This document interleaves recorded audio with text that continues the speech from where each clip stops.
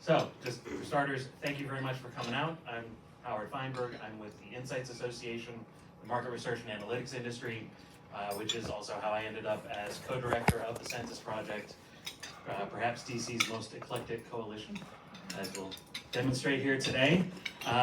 First up is going to be my co-director, Mary Jo Mitchell, with the Population Association of America, but also co-director of the Census Project. Next to her, Nadia Evangelou of the National Association of Realtors. We'll be talking about the business angle on the census.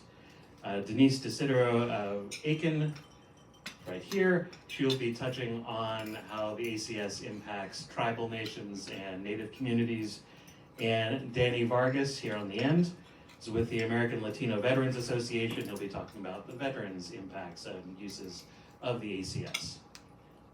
And Mary Jo, I'm going to turn over to you. Okay, I will need the clicker.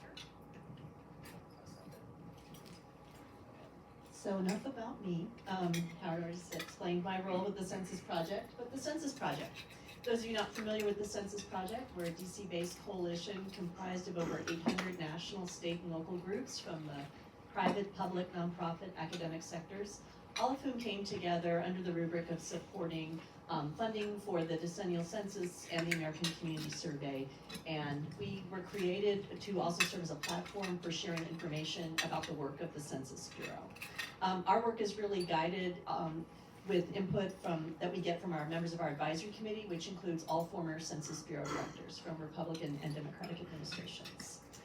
So my role is really just to level set and remind you about what the ACS is and how it is used. The ACS, the American Community Survey, replaced the census long form in 2005. It is a nationwide continuous survey of 3.5 million households, and it is part of the constitutionally required decennial census program. It is the only source of comparable across geography, consistent across time, timely, updated annually, and high-quality demographic, socioeconomic, and housing data for all U.S. communities down to the neighborhood and census tract levels. Also, it's really important to know that ACS data are embedded in every formula and method that federal agencies use to allocate approximately $2.8 trillion to state and local communities. The survey provides estimates for every community in the country every year on measures listed here, but also including ancestry, citizenship, educational attainment, income, and more. And it's because of the wealth of data that come out of the ACS that a wide range of data users rely on it to make key investment and planning decisions, as my colleagues will talk to you about shortly. But these decisions range from where to build hospitals, where to put roads, where to put shopping malls, as well as how to direct services to populations. The Census Project has always prioritized promoting the ACS and its needs in our engagement with policymakers, the media, and stakeholders. But in 2021, we saw our work take on a new level of urgency when the Census Bureau announced that due to impacts of data collection during the pandemic, that they would only be releasing experimental data for their one-year estimates, their 2020 ACS one-year estimates, which meant basically they wouldn't stand by the data that they were releasing. Further, they announced that year that there were going to be delays in the 5-year data products. So for years, we had been expressing concerns, we, the Census Project, have been expressing concerns about what we were seeing happen with the ACS, declining response rates, diminishing funding, and the survey's sample size remaining static. The time had come, we decided though, with this new urgency that we were seeing in the diminishing quality of the data, to pull together a report that really is a clarion call for investment in the ACS. We worked with experts at the Population Reference Bureau and our own advisory committee to ultimately produce what is a comprehensive white paper that includes information about the origins of the ACS, examples of its uses, and also lays out the challenges that we see facing the survey. We also make recommendations for how the survey could be enhanced or improved and provide whenever possible cost estimates. Our report's recommendations are, there we go. Our report's recommendations are grouped under these 7 major headings. The recommendations echoes, in some cases, recommendations that the Census Bureau has actually articulated, especially as it relates to accelerating research on the use of administrative records, and alternative data sources as a way to reduce respondent burden, remove questions, make it easier for people to respond to the survey, as well as to ensure data quality. Some of the other recommendations, especially boosting the survey sample size, reflect interests that the stakeholders have, especially those from smaller geographic and rural remote groups that have been urging the Census Bureau to increase the sample size so that the survey better reflects overall growth in the nation's population. Before I hand it over to Nadia, I just want to say we were really pleased that the Senate Commerce, Justice, Science Appropriations Bill for 2025 included language in the report accompanying that bill, acknowledging stakeholders' support for enhancing the ACS and calling on the Bureau to clarify what its vision is, articulate rather what its vision is for the ACS, and to provide information about what it would cost to enhance the ACS moving forward. So with that, I'll turn it over to Nadia. So good afternoon, everyone, and thank you for the opportunity to speak with you today. I will share a few ways how we use ACS, why ACS is essential to our work at the National Association of Realtors, and how we use this rich data set in order to understand better the housing market, support policy analysis, and serve better our members and communities across the country. So given our limited time today, I will focus on a few key applications that highlight the value of this data, not only for realtors and researchers, but for also policymakers and communities. So at NAR, we use ACS data, first of all, to build detailed local home buyer profiles, then to track housing affordability and housing supply, the two main challenges of the real estate market, then to support our advocacy efforts, and also to benchmark our home sales estimates in order to ensure consistency with the federal data.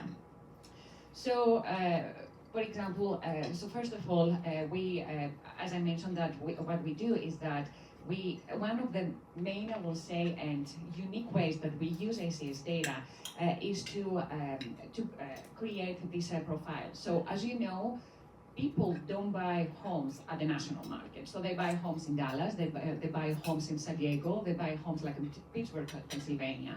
So what we do is that since all real estate is local, we create detailed demographic profiles for each one of the home buyers for each one of the metro areas and states across the country. So for example, for the Nashville metro area, what we did is that we have created a persona like Jennifer. Then we have Michael, who is the typical buyer statewide in Tennessee. And then also we have John, who bought his house like the typical house in the US. So what we do from that is that by this way, we are able to compare these buyers at these three geographic levels.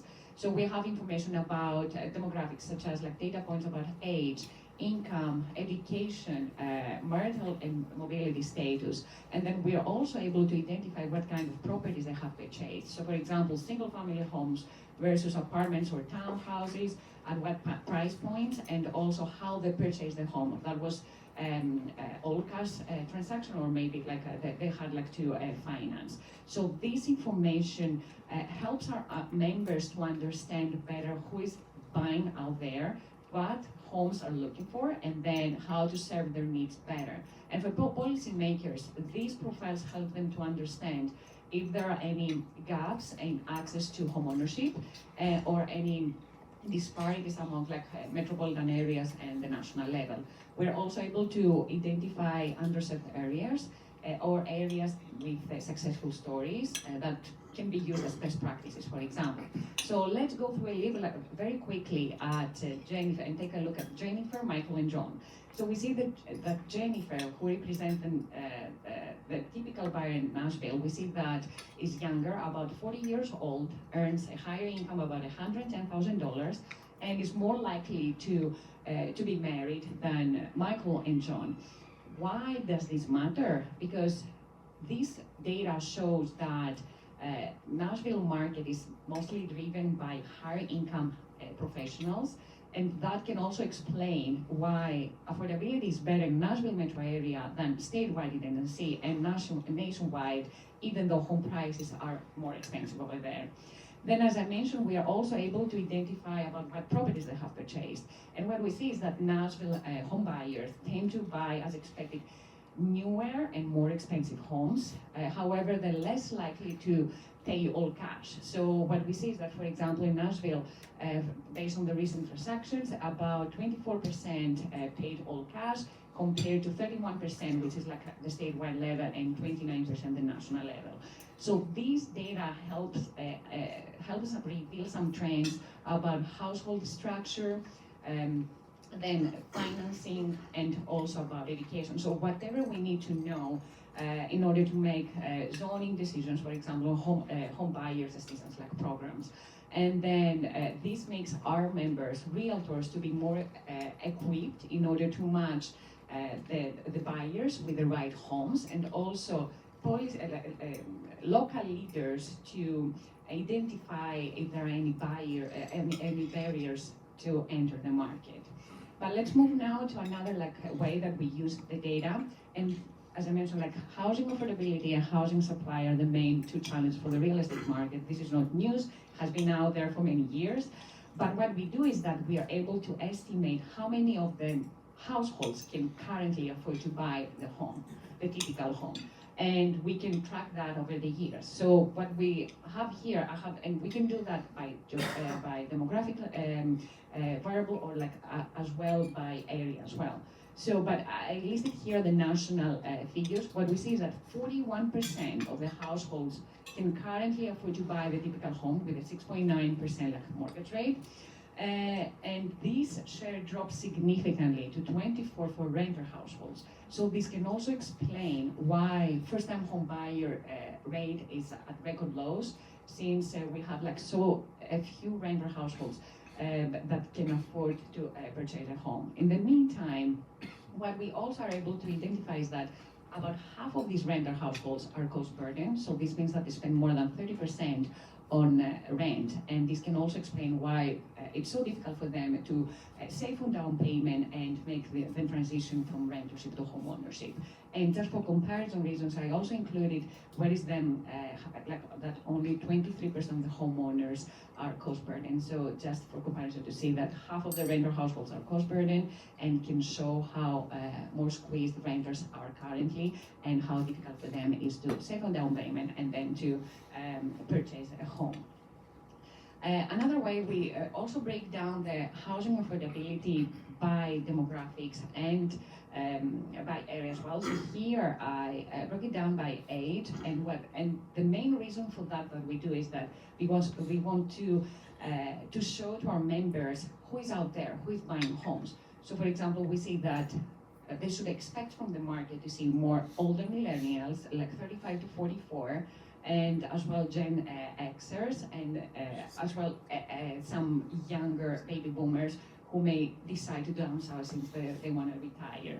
So when we see, for example, 35 to 44 years old, 51% of these households can afford to buy, and that's the largest generation group. However, again, when we compare with the tenure, the red line shows 29.9, so the share of those 35 to 44 who can afford to buy, when we take a look at renters, it's only it's below the 30%. Again, it can show the contradiction and the contrast about affordability when we talk about households, and then when we take a look at the renters who may be the potential first-time buyers.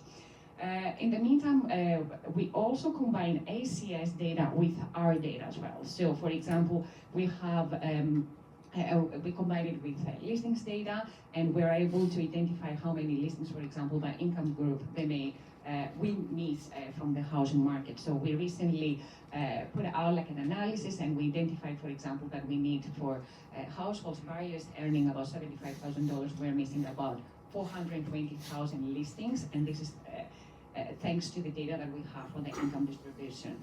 Finally, we also have some support our advocacy efforts, as I mentioned. So here I listed a little bit about the capital gains deductions, for example, the provisions for capital gains. We see that about homeowners, 50% of the homeowners 65 and older, they have bought their home in 2000 and earlier.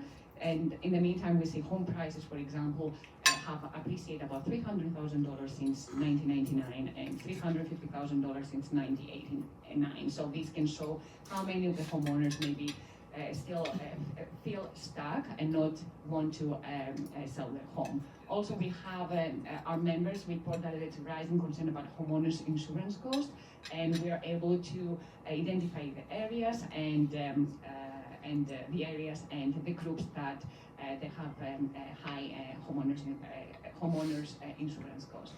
I know I'm running out of time, so thank you. I have like my information here as well. So if you want to reach out like after today, I will be very happy to answer any questions. Thank you. And I will give it to Denise now. There we go.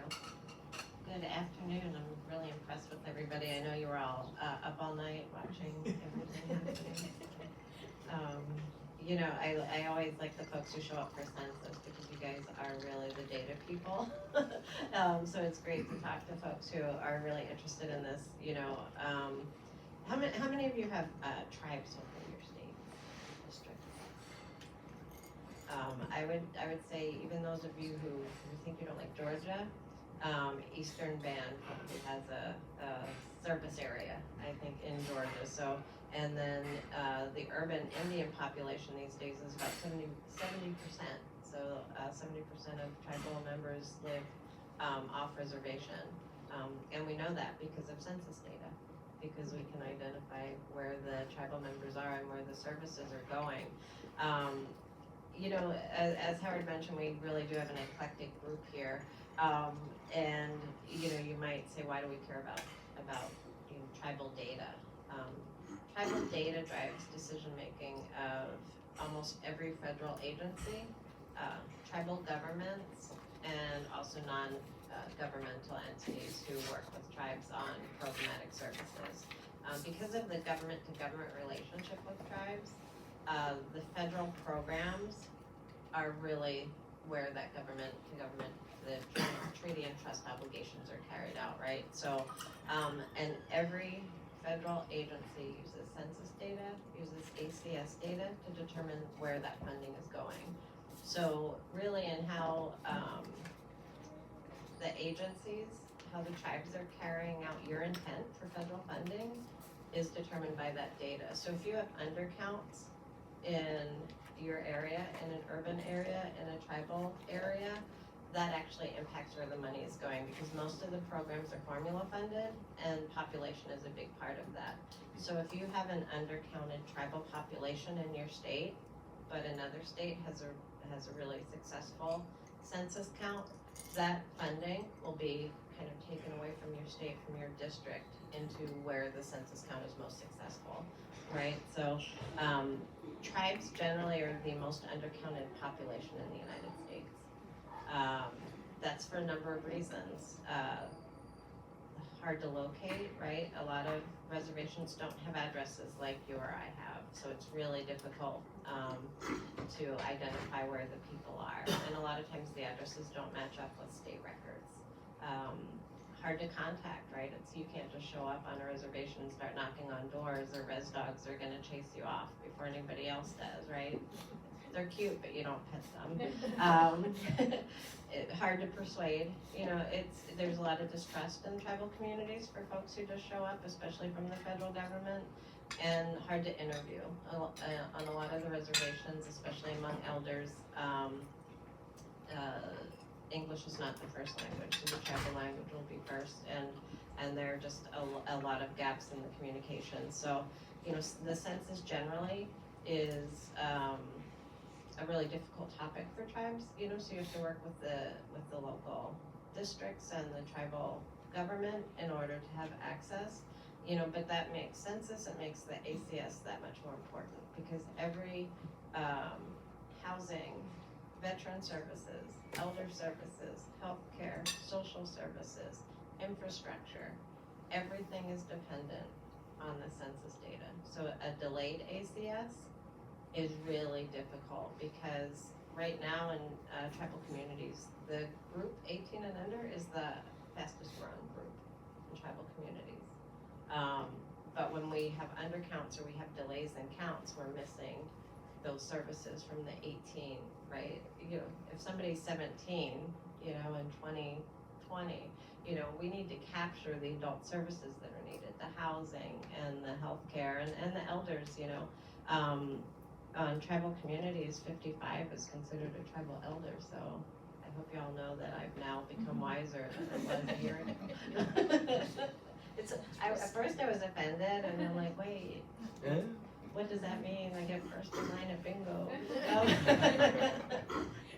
So, you know, it really is important, and I would say, especially, and Dan's gonna cover veteran services, but, you know, Native Americans have a very high veteran population, and that demographic was kind of not counted for a long time. And when we talk about, you know, in tribes you have two different housing issues. You have lack of housing, you know, and that's all based, and Nahasda is the biggest formula that uses census data. You have homelessness, and a lot of times that's the veteran population that needs to be addressed, and then you have overcrowded homes where you have multiple generations in one home. So, you know, that data is really critical, and it's used for everything from applying to grants, measuring the success of federal programs, the infrastructure needs. I have an example of a tribe I work with in Arizona. The I-10 runs right through the reservation. 26 miles of the I-10.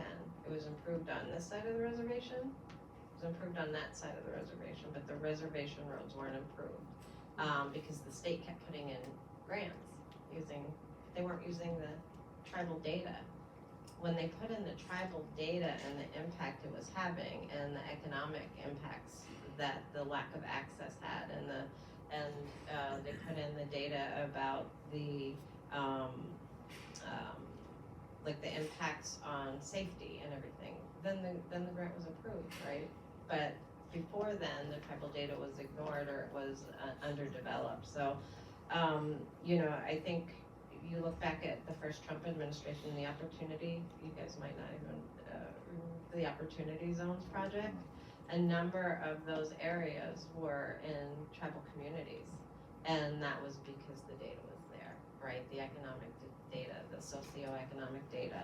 So it really is critically important, and I think, you know, if you're up here on the Hill, the reason it's so important is because you want the funding to go where you intend it to go.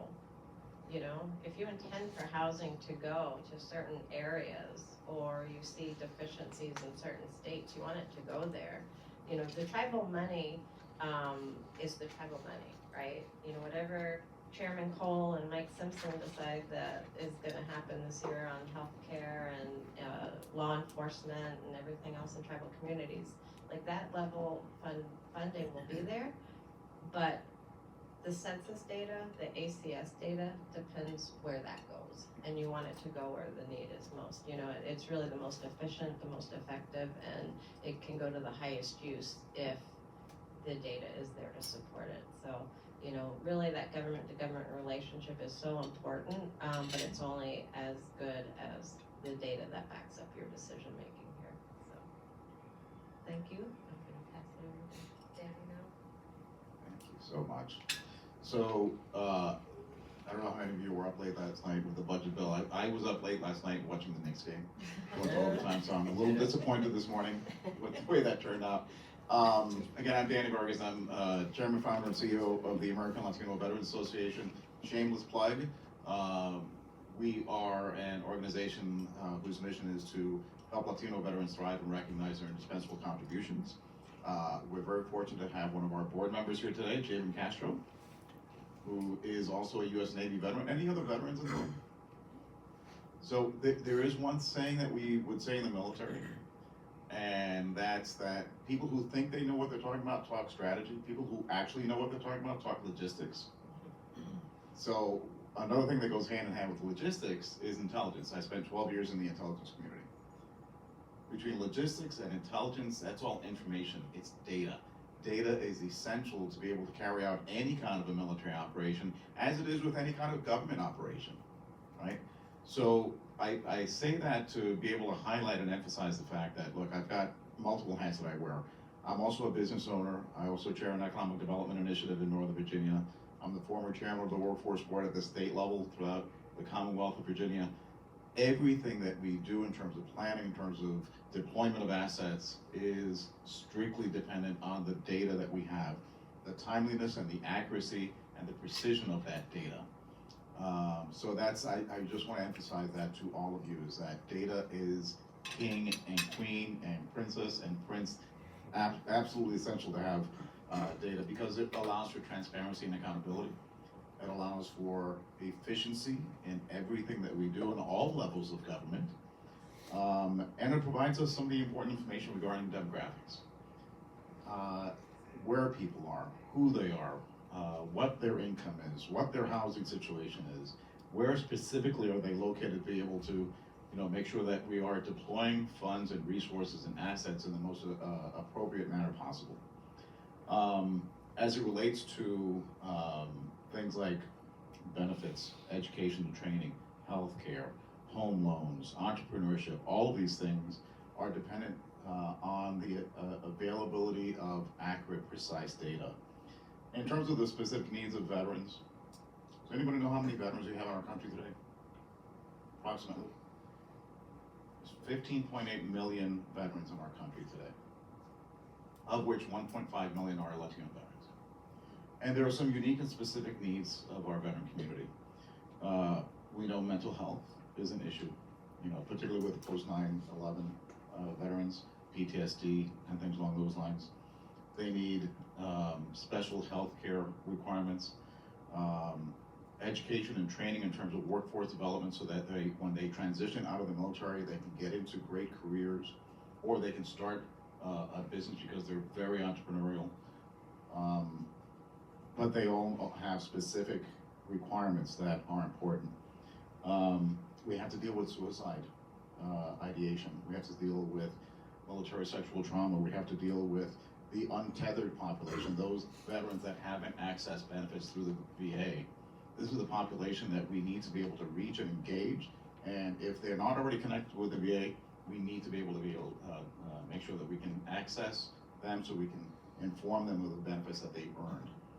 Because in my humble opinion, there is no more solemn duty that we have as a nation than to make sure that we're taking care of our veterans. And to be able to do that, we need to know where they are, how to reach them, and how to be able to deploy the types of support and assistance that they need on a very individual basis. And their families, because we know that military service is not necessarily just an individual exercise, it really is a family endeavor.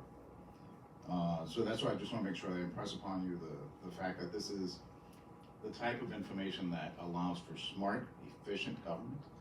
It's the type of information that allows for the accurate and effective deployment of resources. And it's important for us to be able to honor both our veterans as well as our taxpayers as we deploy these resources and these funds. With that, I think it's important for us to make sure that we have the opportunity to hear from you all in terms of what your thoughts are on ACS, and making sure that this program continues, evolves, becomes more accurate, and gets the funding that it needs to be able to provide all levels of government the type of information that we need to be able to support our citizens. Thank you.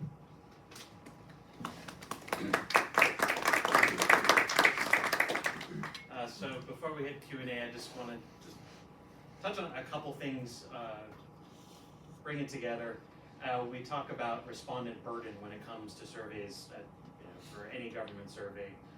The ACS, for all the value that it brings, and we're going to talk more about that during Q&A, it is approximately 40 minutes for the average household every 40 years.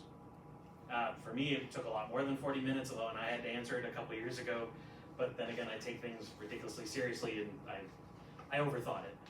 We talked to a congressional staffer, Mary Jo and I, last month, I think it was, and he had just taken it the week prior, and he got through it in like maybe 15 minutes. So it can feel intrusive, but it's essential data, and every piece that's in there is required by law or required by other programs in order to, whether it's delivering services, directing funding, or in the broader sense, determining the effectiveness of all the money that you're spending and the ineffectiveness. Where is it going, where should it go, and where shouldn't it go? So Again, with that, I should also note, there is a respondent advocate at the Census Bureau for when questions arise from your constituents. When they get the ACS or really any survey from the Census Bureau, they have concerns about it, if they have questions about specific questions, or just in general trying to find out if it is a legitimate enterprise, the respondent advocate at the Census Bureau is the person to engage in that. They can help take care of those questions as well, and we can give you access and information about them afterwards. Valeria, would you mind killing the recording and